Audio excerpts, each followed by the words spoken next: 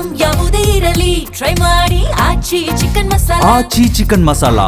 DCM DK Shivakumar ಅವರು ಈಗ DCM ಅಲ್ಲ, ಸಾರಿ, ಸ್ವಲ್ಪ ಚೇಂಜು. ಯಾಕಂದ್ರೆ ಸಿಎಂ ಡಿಕೆ ಶಿವಕುಮಾರ್ ಅವರು ಇನ್ಮೇಲೆ ಸ್ವಲ್ಪ ಪ್ರಾಕ್ಟೀಸ್ ಮಾಡಬೇಕು ಅಂತ ಅನ್ಸುತ್ತೆ. ನಾವು ಕೂಡ ನಾಳೆ ಪ್ರಮಾಣ ವಚನ ಸ್ವೀಕಾರ ಸಮಾರಂಭ ಇದೆ, ಪಟ್ಟಾಭಿಷೇಕಕ್ಕೆ ಕೌಂಟ್ ಡೌನ್ ಶುರುವಾಗಿದೆ. ಅದ್ಧೂರಿ ಕಾರ್ಯಕ್ರಮ ಇರುತ್ತೆ. ಹೆಂಗಿರುತ್ತೆ ಅಂತ ಅಂದ್ರೆ ಮೋಸ್ಟ್ಲಿ ಡಿಕೆ ಶಿವಕುಮಾರ್ ಅವರ ಬಹಳ ದಿನಗಳ ಕನಸು, ಬಹಳ ದಿನಗಳ ಪರಿಶ್ರಮ, ಸಿಎಂ ಪಟ್ಟಕ್ಕಾಗಿ ಕಂಡಂತಹ ಕನಸು ನನಸಾಗ್ತಾ ಇರುವಂತಹ ದಿನ.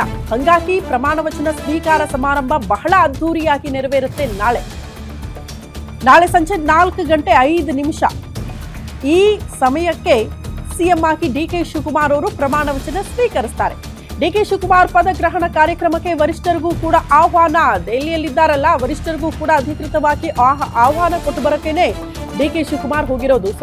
ಸೋನಿಯಾ ಗಾಂಧಿ, ರಾಹುಲ್ ಗಾಂಧಿ, ಪ್ರಿಯಾಂಕಾ ಗಾಂಧಿ, ಮಲ್ಲಿಕಾರ್ಜುನ ಖರ್ಗೆ, ವೇಣುಗೋಪಾಲ್, ಸುರ್ಜೇವಾಲಾ ಕೂಡ ಕಾರ್ಯಕ್ರಮದಲ್ಲಿ ಭಾಗಿಯಾಗುವ ಸಾಧ್ಯತೆ ಇದೆ. ಎಲ್ರಿಗೂ ಕೂಡ ಆಹ್ವಾನ ಕೊಟ್ಟು ಬರೋದಕ್ಕೆ ಅಂತಾನೆ ಡಿಕೆ ಶಿವಕುಮಾರ್ ಹೋಗಿದ್ದಾರೆ. ಅದರ ಜೊತೆಗೆ ಸಚಿವರ ಲಿಸ್ಟ್ ಅನ್ನ ಕೂಡ ಫೈನಲ್ ಮಾಡ್ಕೊಂಡು ಬರಬೇಕು ಅಂತ. ಪ್ರಮಾಣ ವಚನ ಸ್ವೀಕಾರದ ಬಳಿಕ ಸರ್ಕಾರಕ್ಕೆ ಡಿಕೆ ಶಿವಕುಮಾರ್ ಅವರು ಸ್ವಲ್ಪ ಮಟ್ಟಿಗೆ ಸ್ಪೀಡ್ ಕೊಡಬಹುದು ಅನ್ನುವಂಥ ನಿರೀಕ್ಷೆ ಇದೆ. ಯಾಕಂದ್ರೆ ಬಹಳ ದಿನಗಳ ಶ್ರಮ ಕೈಗೆ ಅಧಿಕಾರ ಸಿಕ್ಕಾಗ ಒಂದು ಬೂಸ್ಟ್ ಸಿಗುತ್ತೆ ಪಕ್ಷಕ್ಕೂ ಮತ್ತು ಅಧಿಕಾರಕ್ಕೆ ಅಂತ. ಹಂಗಾಗಿ ಆಡಳಿತ ವೈಖರಿ ಹೆಂಗಿರುತ್ತೆ ಅನ್ನೋದು ಸದ್ಯ ಇರುವಂತಹ ಕುತೂಹಲ. ಎಲ್ಲದಕ್ಕೂ ಕೂಡ ಬೇಗ ಸಿಗಬಹುದು ಡಿಕೆ ಶಿವಕುಮಾರ್ ಅವರಿಂದ ಅನ್ನುವಂತಹ ನಿರೀಕ್ಷೆ ಪಕ್ಷಕ್ಕೂ ಇದೆ, ಜನಸಾಮಾನ್ಯರಿಗೂ ಇದೆ.